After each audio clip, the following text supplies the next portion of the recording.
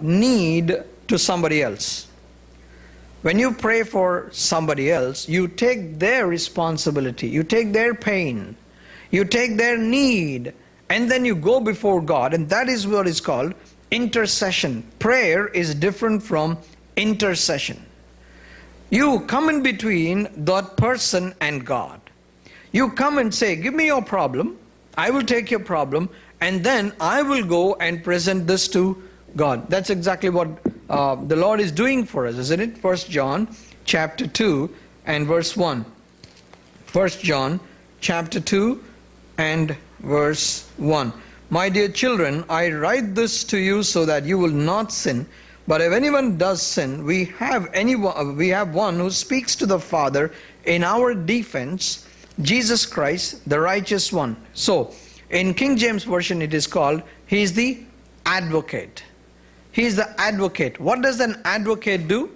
He takes your problem and he represents your problem and he tries to win that case for you. He makes a case for you. He puts all his arguments, all the knowledge that he has, presents it before the judge and says, sir, he is not wrong there. He's not wrong there. This is his problem. Why can't you do? So there is somebody speaking on your behalf. Let me tell you one thing what happens. When the person himself goes, this is the difference. When the person himself goes and speaks, that's a request. But when somebody else interferes on your behalf and this person talks to that same person, that becomes a recommendation and a requirement.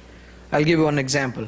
When I got my first job here in America, I was waiting to get my, we were talking to a church, and I was waiting. There are several rounds of interviews. I think I had at least 8 rounds of interviews, because some of the Baptist churches are very, very strict. They take 8. I had 8 rounds, and one day I was supposed to go on a Tuesday for a meeting. And the pastor forgot. So it was around 3:30. I called the pastor and said, they usually leave by 4:30. So I called him and said, Pastor, what happened? You said you'll call me. He said, oh, I'm sorry, I forgot. I said, what do we do now? He said, okay, we'll have to postpone it to Thursday. Can you come at 3:30 on Thursday? I said, yeah, sure. So I came on Thursday. When I came on Thursday, I walked into the conference hall. I just entered and I saw an Indian there in that group. So my first thought was, my job is gone. Because, everybody's not so helping, So this man was sitting there. I don't know who this man is. And I went inside, I sat down. I'll give you 2 examples of what happened there. And then the finance committee was there.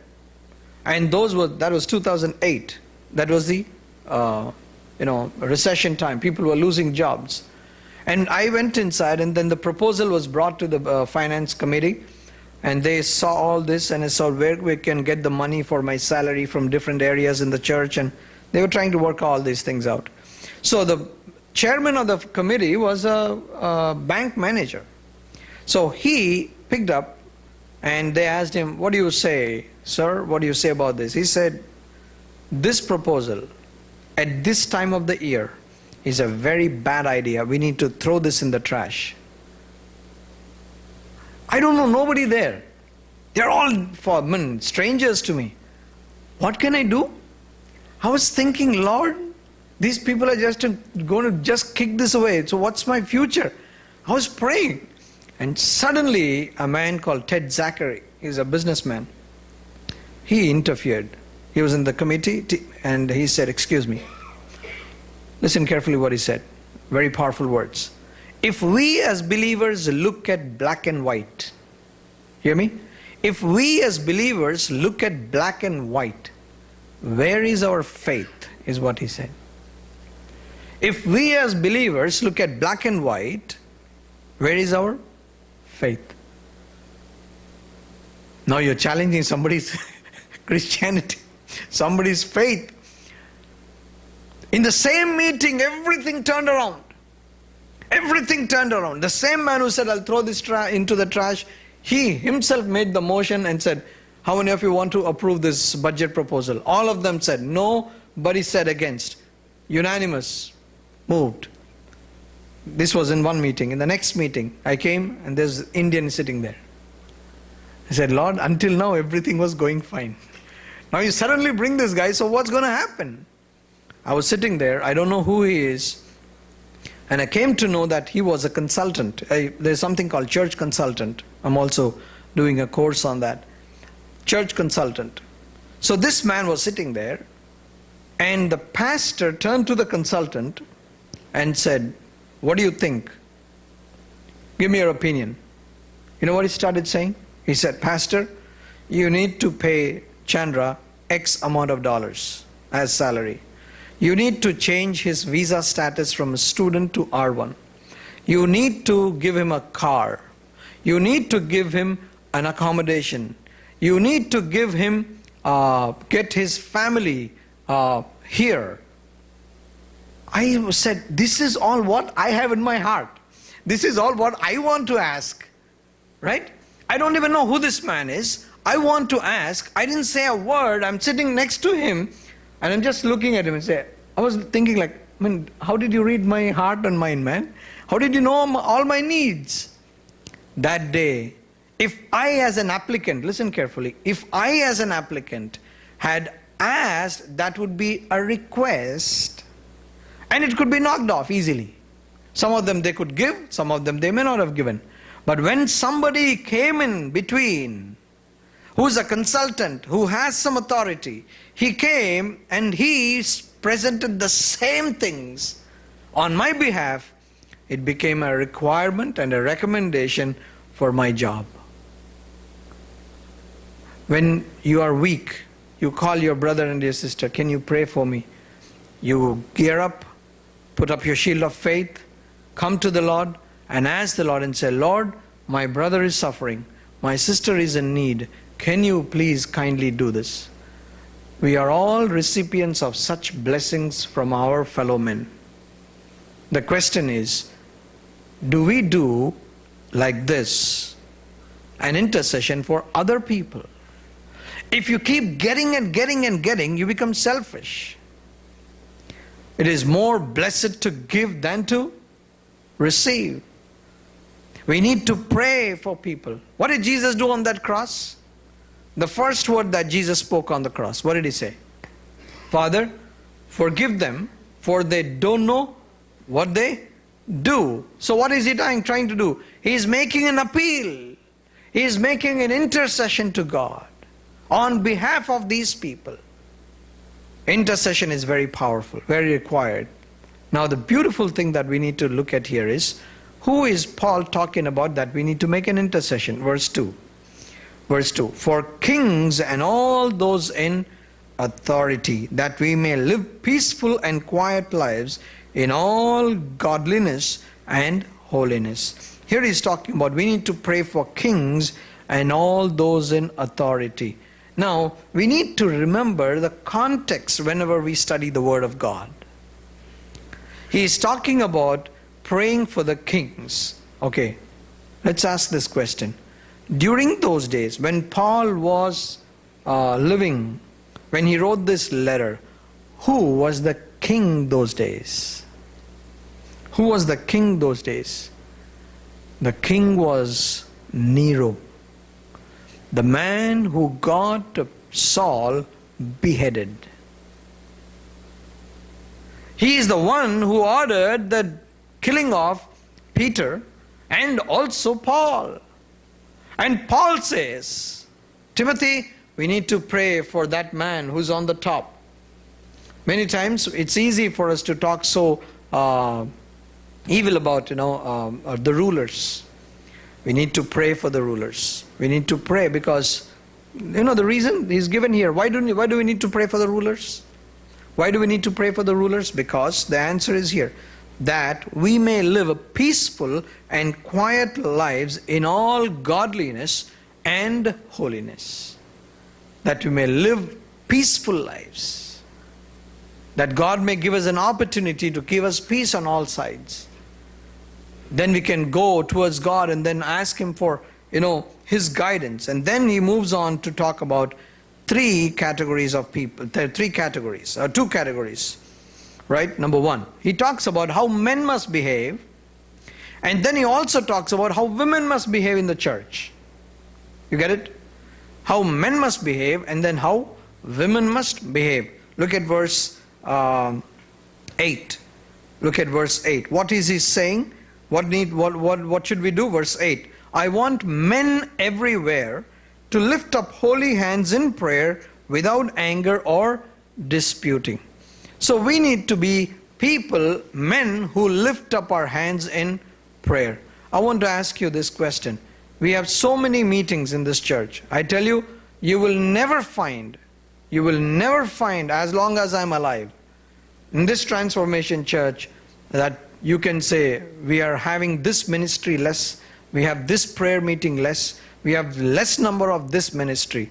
You will never find this, because I want to keep the table. If you take the ministry as a table, I'm going to make sure that it is full of food all the time. You get it? If there is no food, if I'm not feeding the church, and if you're growing weak, you have every right to come and ask me a question and say, why are you not feeding us? But if the food is there on the table, and if you're growing weak, it means you're not picking up your plate from the table. And this Transformation Church will always have ministries after ministries, untiringly. I tell you, if some of you are available, we can have, the goal is that God has given us this building, we're going to use this building. Every day the doors need to be open, that men can come and pray. This is what I want to make an appeal to all the brothers. When we come to pray, when we come to the church, please listen carefully. When we come to church, to do anything in the church, I have a request. Do not leave this building without praying. Even if it is laying carpet, even if it is painting, even if it is fixing something here, even if it is doing something, and even sisters, when you come to do, see, I know some sisters are coming to paint, wonderful. Yeah, yesterday, some of the brothers were here. They worked very hard to get this, that banner out. Deborah did that. They were here Friday, Saturday, in the cold. You see, there is no supply name there on the board. It's gone. How did it go? There were brothers working here. I want to thank you for working. I want to tell you, brothers, added to that, every time we come into this building, I want to ask you to pray and then leave. Or come inside, first pray and then you finish and go. Every time we come into this building, we need to pray, because that is the source of our strength. That is the source of our strength. For whatever we come to this building, let's start making it a practice. I heard a phrase this week, that is personal discipline. We must have a personal discipline of coming to the house of God. Whether it is Sunday, whether it is any day. Of course, if you're busy with work and because of some reason, that's okay. But every time, this should be our goal. This should be our goal. Every time the doors are open, the question that with which I grew up in my childhood is, if the church is open, we were always there in the house of God. But if we were not there in the house of God, we'd get so restless in the house. I was not a preacher. My dad was not a preacher. We get so restless. The children of God, our church members, are praying inside in the church today. What are we doing here? What are we doing here? And that guilt will kill. Not to just remove the guilt, but you know, when our brothers and sisters are fighting that war on their knees, what are we doing? This is what I want to help you on your personal discipline. Every time the doors are open, make your best efforts to be in the house of God. I tell you, you will never regret. You will never regret. Are we perfect? Is your pastor perfect? No. You don't come just because things are okay. I tell you, you will never find a perfect church. You come for God. God has put me as the under shepherd here. I'm accountable to God. I'm accountable to you. We all need to work together. We all need to come together, and then we are the army of God. Let me tell you one thing. When David was in the battlefield, listen carefully. When David was in the battlefield, he never had a problem of temptation. But when the people were fighting in the battlefield, David was in his own house. That is when he had a temptation. Yes or no? When you are in the battlefield, you will never have any scope for temptation. It is when the other people are there, your church is there, that is when you have these sources, the scope of being pulled down. Paul says, men, you need to come and pray. Lift up your holy hands. Without anger or disputing, you need to pray. Okay, that's good. That's very nice. But what about sisters? Paul continues to write to sisters. He says, verse 9, I also want women to dress modestly and decency and propriety, not with braided hair or gold or pearls or expensive clothes, but with good deeds appropriate for women who profess to worship God. Now, I want you to, when we read the Word of God, we should be very careful how we read it. He is talking about not every woman in the church. He's talking about one category of the women. What is that category? Last part. Women who profess to worship God. Who say, I am a believer. I am a Christian. When you say, I am a believer, I am a Christian, people will start watching you closely.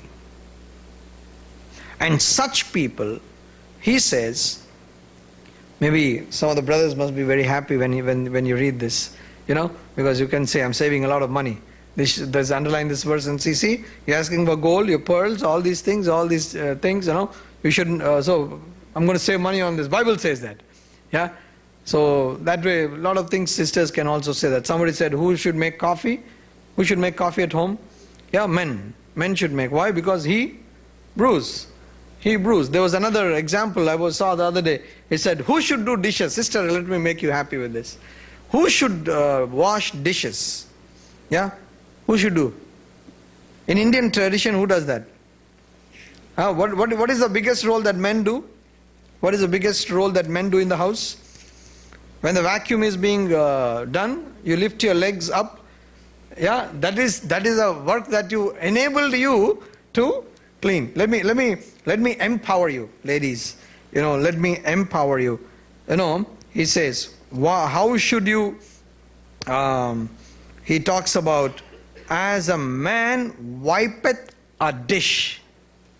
He says, as a man. Look at this, 2 Kings chapter 21 and verse 13. See, all the sisters till now, they were not opening the Bible. Now they're opening the Bible. Anyway, it worked, so we'll find, I'm sure, at the end of the meeting we'll find this verse underlined. That's okay. Verse 13, 21 and 13. 2 Kings 21 and 13. I will stretch out over Jerusalem and measuring line using against Samaria, and the plumb line that used against the house of Ahab. I will wipe out Jerusalem as one wipes a dish, wiping it and turning it upside down. In King James it says, as a man wipeth. Right? So, I hope this message doesn't get across to the other side where my wife is there. But, I'm sure this will go across. I know, definitely, I know. But what I'm trying to say is, it's not that you need to, look pleasant and decent. Yes, it's very important. But what is more important is what? Verse 10. So 1 Timothy 2:10. But with good deeds appropriate for women. Yeah? So, I want you to look at this. When you look at these verses, some of the ladies really get mad, but this is how God designed it. I want to give you bad news and also good news, right? Let's read that and then I'll give you that. A woman should learn in quietness and full submission. I do not permit a woman to teach or to have authority over a man. She must be silent. Some of you are thinking, I wish this was also applicable at home, right? So she must be silent. Where? In the church. So does it mean sisters don't have any ministry in the church? Yeah? Does it mean no ministry in the church? Yes, there is a lot of ministry in the church. The only thing he says is, let a woman not teach a man. What about a woman teaching women? Yes. What about woman teaching the children? That is a place where you find all these women working. Right? How many of you remember a Sunday school teacher, male? Yeah? Can you imagine me being a Sunday school teacher with the kids? No way. Not, even if you can't imagine, I can't imagine myself. That's not my calling. I can be a Sunday school teacher for the kids. You need patience. The sisters are there. And you have ministry with the children. You have ministry among sisters. You can be writing something. Some of you might not think, oh yeah, it's only preaching all the time and we are not able to do. You can write books. You can write articles. You can write your thoughts. And they become a great blessing. We sing Fanny Crosby's songs. She was a woman, right? There's so much of ministry. The only thing the Word of God, Paul says here is, let a woman not teach to a man. God willing, in July, we are going to have a ladies' retreat. We will have a ladies' retreat. We're going to call people, women from all over, these neighboring states. You have heard about Divyavani. I spoke to her and then I asked her if she can come for a ladies' retreat. She said, yes, sure. Next time I'm coming to US, she said, I'm going to come into Delaware. I said, please do come. She's got a wonderful testimony. And I told this, the convention also. I said, we're going to do a ladies' retreat. Yeah, so it's been a long time dream of having people, women come and worship the Lord. I want to tell you that there's so much of ministry. Now let's come to this point and say, why? Why did God not give us this? Why did He not give us this opportunity of preaching to men? Look at this, verse 14. Verse 13. For Adam was formed first and then Eve. Verse 14. And Adam was not the one deceived. It was the woman who was deceived and became a sinner. Now here is the turning point. Verse 15. But women will be saved through childbearing if they continue in faith, love and holiness with propriety. Let me also tell you something. When a woman gives birth to a child, I want you to think about this as a Christian, okay? As a believer who knows the theology of the Bible. When a woman gives a birth to a child, male or female, right? What is she giving birth to? Or who is she giving birth to?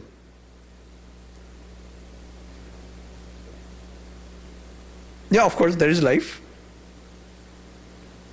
But I want a name. You write a name in the hospital register, that's a different thing. But what I'm asking is, who is this woman giving birth to? Who is this boy? Who is this girl she is giving birth to? Yeah? It's a child, of course. Their child, okay? Their child.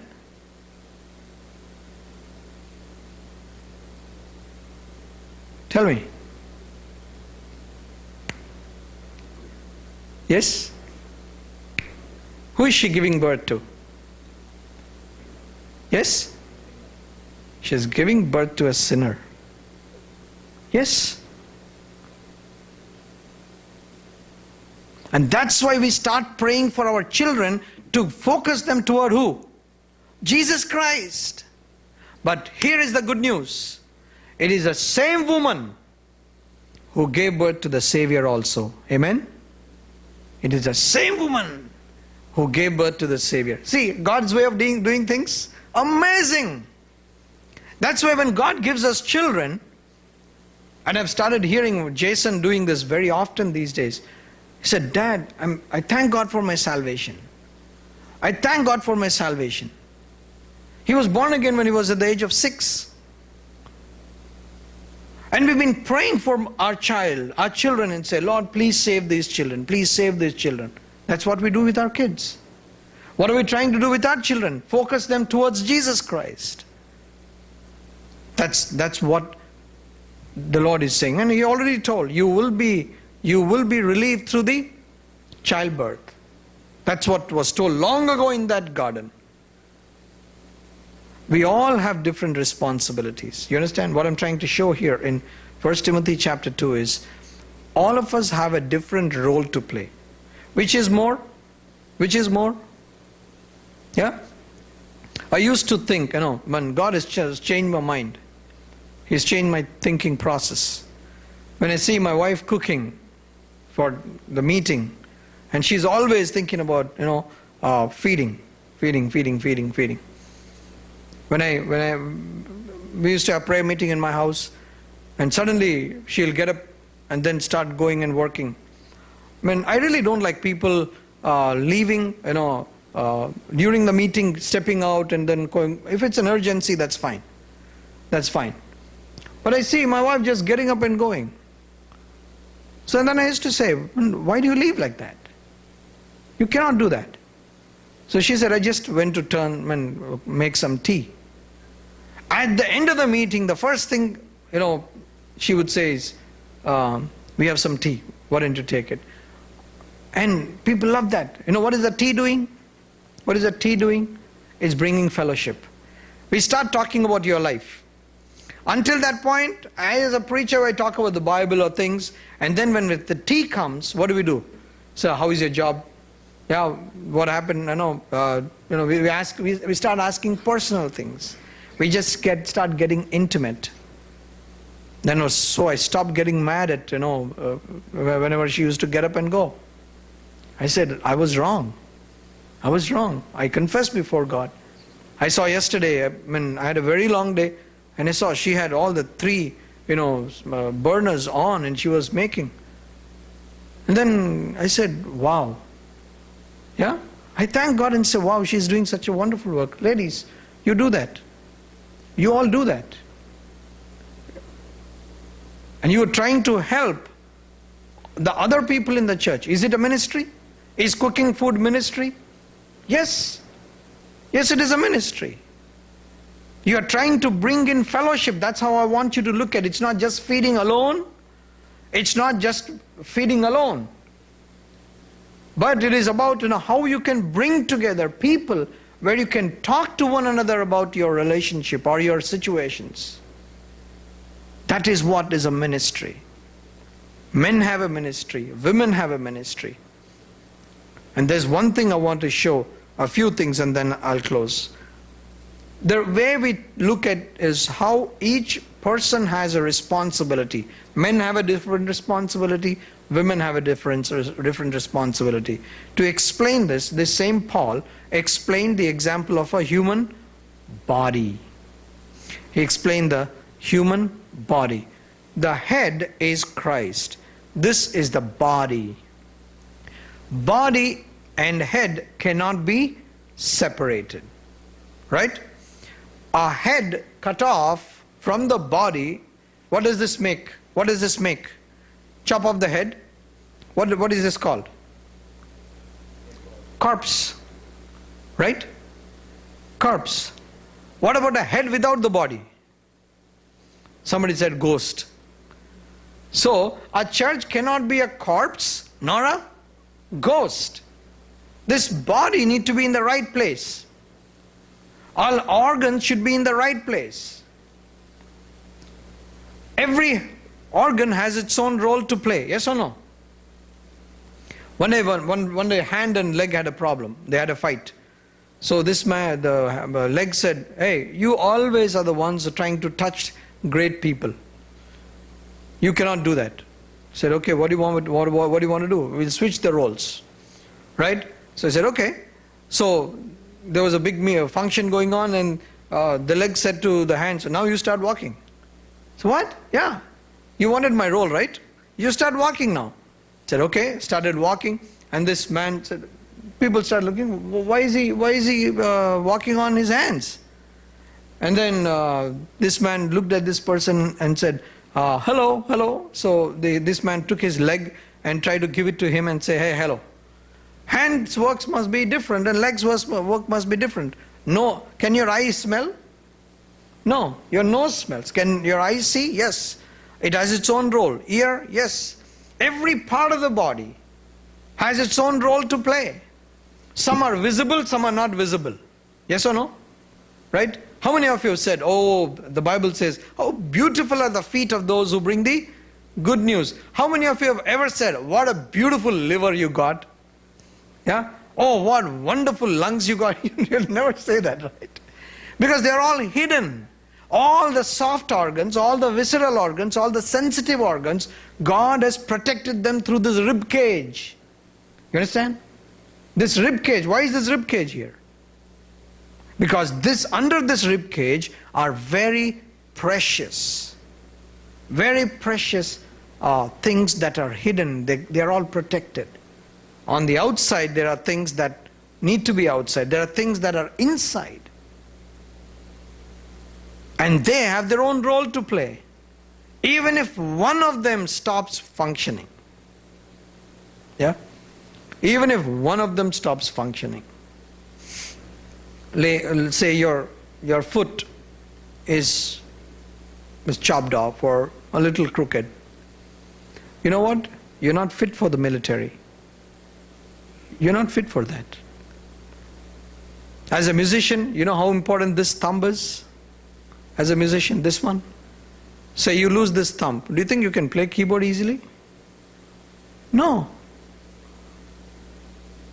Every organ has its own place. That's what it is like you and me.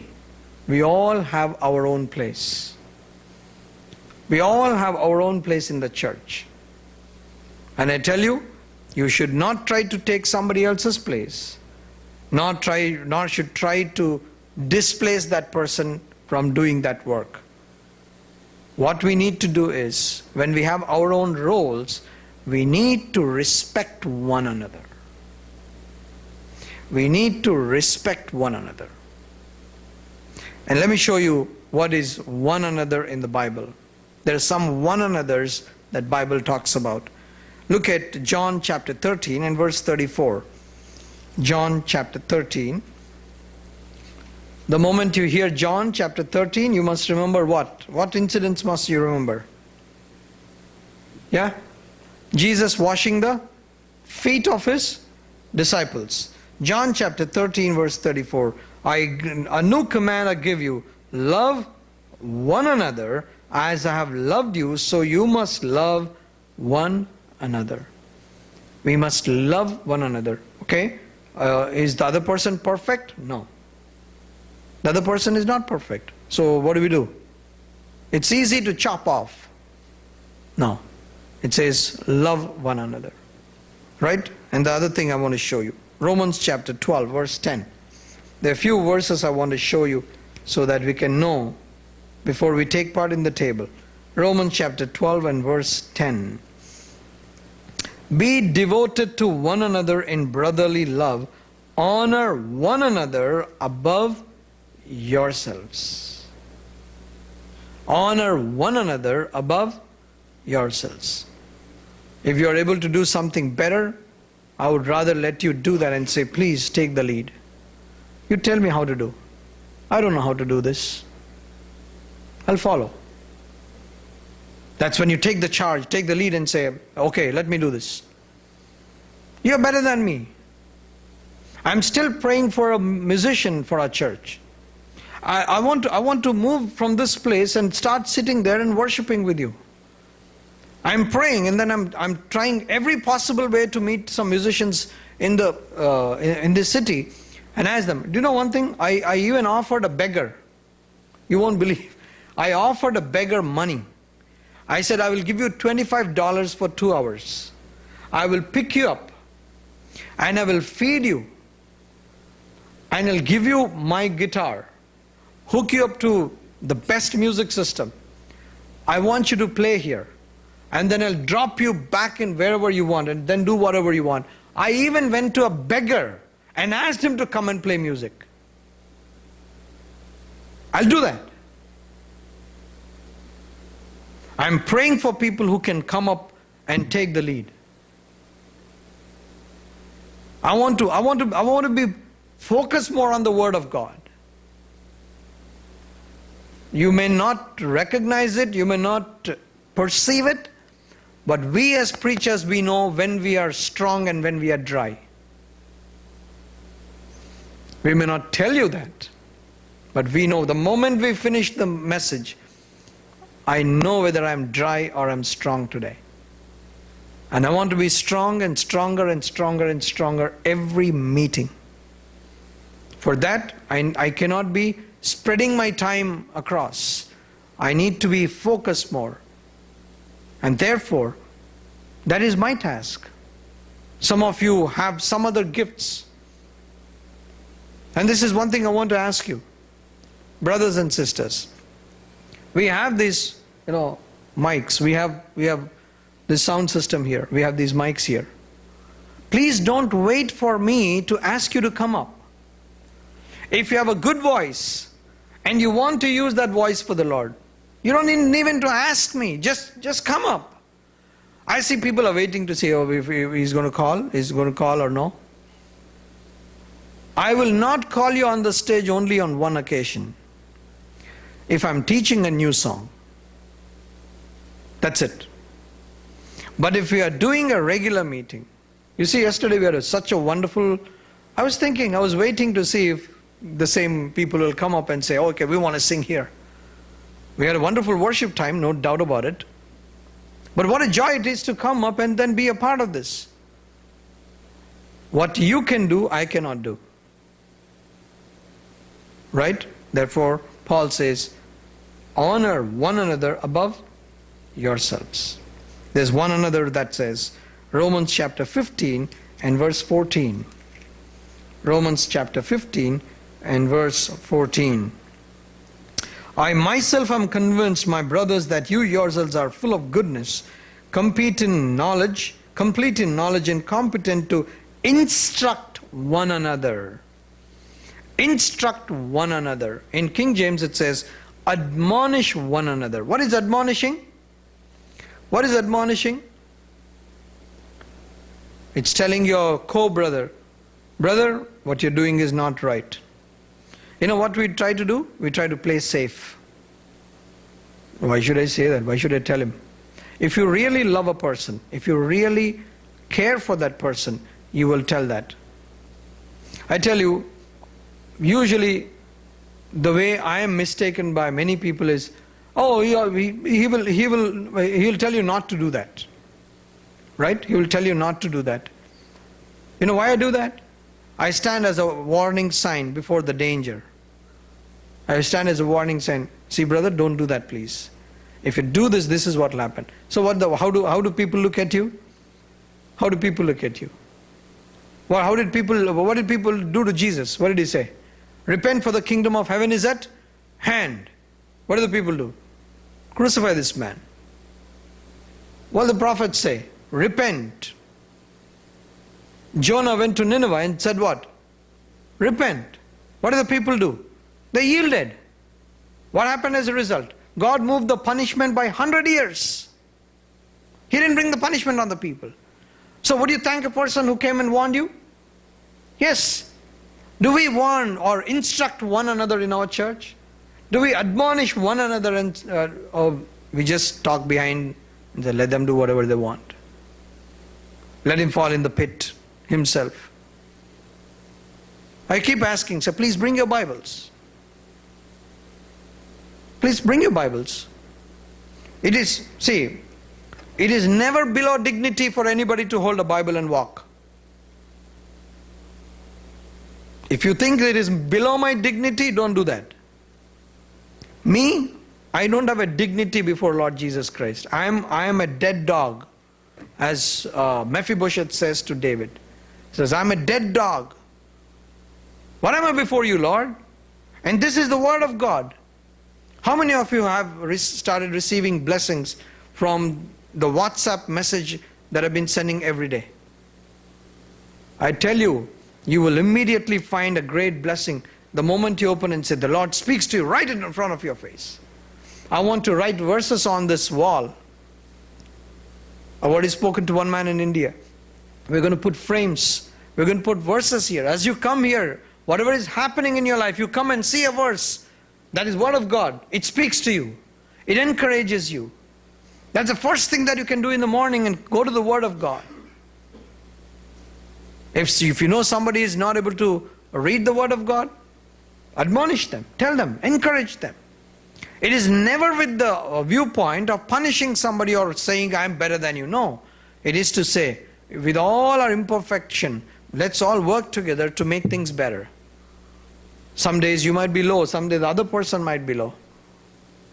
But we need to admonish one another. I'll tell you one thing. You will admonish one another only when you have that intimacy. And this is my goal, this is what I'm working on, and this is what I'll continue to work on. This is my prayer, that people here in this church make their life, their fellowship, their social life around our people. If you just say, that is the church, I just go sit and come away, that is not where I will spend my heart. That's not the place where I will share my joy and sorrow. It means your heart is elsewhere. That's it. The Lord is telling that we need to admonish one another. Then, Galatians chapter 5 and verse 13. Galatians chapter 5 and verse 13.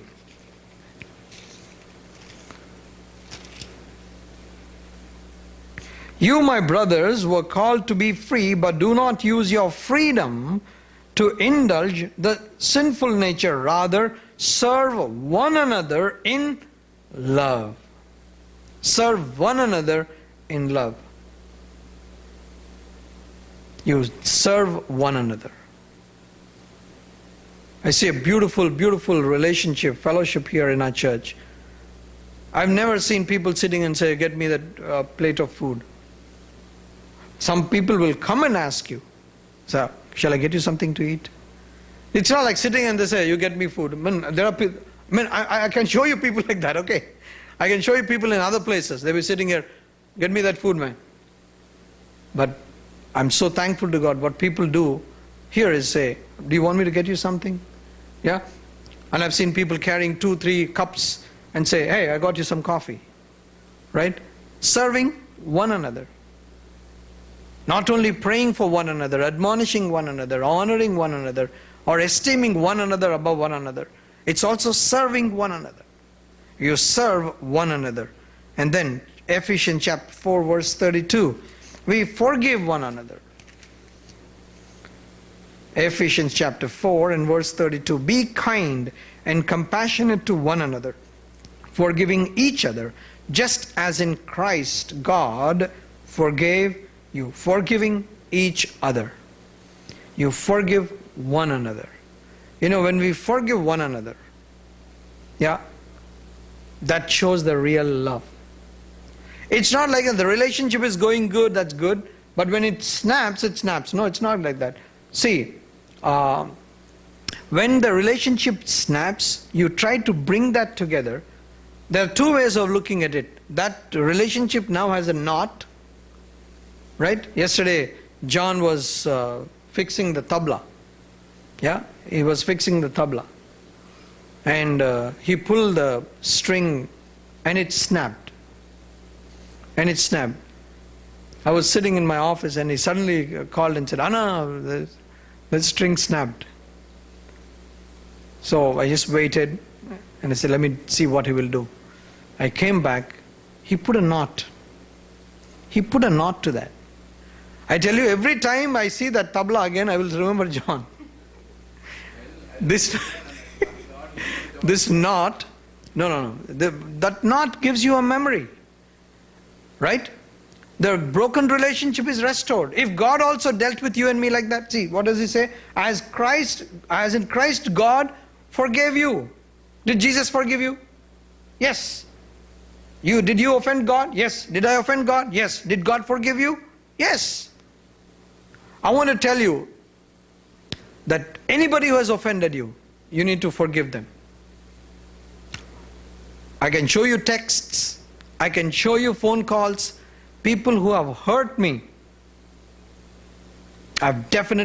There's nobody here in Delaware that I did not call who's against me or who hurt me or in a different way.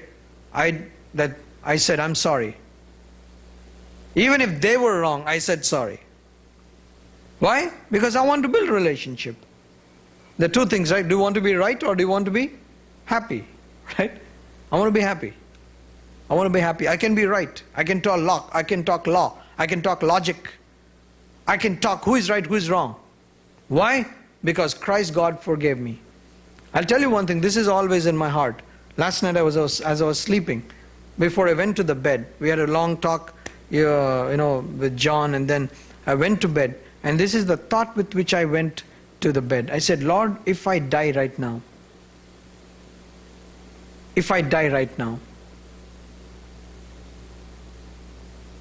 or if the rapture happens right now, we're talking about second coming. If the rapture happens right now, how am I going to face you? The one who you're enemy with, who's also a believer, he's also going to be there. How am I going to face you, Lord? All my works will just burn down. Say, Lord, please forgive me. We need to forgive one another. But that's one very important. We need to comfort one another. 1 Thessalonians 4:18. 4:18. It says we need to comfort one another. When somebody is at loss, somebody is in tragedy, we have no problem in going to them and talking to them and comforting them, giving them comforting words from the Word of God. We need to comfort them. And then also, Hebrews chapter 3 verse 13, it says, we exhort one another. We exhort one another. What is exhortation? What is exhortation? Yes? Can somebody say what is exhortation? In NIV, you know what it says? Encourage one another. You encourage one another. You know, it's so, see, who will not encourage you, you know? You know who will not encourage you? Somebody who is jealous will not encourage you. He won't. I know as a musician what happens. We used to have special meetings in another part of the town. So there was one boy who was supposed to bring all the instruments to that meeting spot. Okay, today is Sunday. After the Sunday meeting, evening, he's supposed to take all the instruments into the church van and bring it onto the other side, because from Wednesday the meetings start there. So he was older to me and he used to take the stuff and he would go there. So I would show up on Wednesday night as all the other musicians, and I come and say, okay, we need to practice. So lo and behold, what do I see? What do I see? I play accordion. All the instruments are there, my accordion is not there. Then I went and asked him, hey, where's my accordion? He said, I forgot. So that year I didn't play, because that place was too far for me to go back. Then next year, same thing. Said, last year you forgot, what happened now? He said, I forgot this time also. Then the third year, I said, on the Sunday I was going back home, I told the pastor, I said, Pastor, he's always forgetting my accordion. So let me take the accordion with me to my home and I'll bring the accordion to the church. Is that okay? He said, yeah, you can take it. That day I took my accordion. No, I found out later why he does that. Jealousy. Jealousy. He was sleeping one night, came home, ate biryani at midnight, and he never woke up. This happened here in this country. He never woke up. He's a wonderful, wonderful brother. I have so many good memories with him. I feel so sorry. He has, I think, 5 children. Four. I mean, my heart was so heavy when I saw these children. When I went to that city and I saw these children, I said, my goodness, how is this woman going to be able to take care of these children? I said, I pray for your sister. Let me know. He was a good friend of mine. What I'm trying to share is, you will face people who will try to pull you down because of jealousy. But what we need to do is, we need to encourage one another. If I see there is some potential in you, in something, I'll tell you, I will definitely encourage you. You have heard me making calls to you and asking you to do certain things. Yes or no? You will. I will definitely try to encourage. You know why? Because what we do here on the earth will give us the rewards in heaven in eternity. Once we leave this earth, that's it. You cannot do anything for the Lord. You cannot do anything for the Lord. This is my prayer, my request, and say, when you are encouraged to do something, just do it. God will reward you. We need to know our role. Men, women, one another. Even in the times of crisis, when there is somebody who's about to destroy you, kill you, like Nero, Paul says to Timothy, Timothy, you need to pray for such people. You need to pray for such people.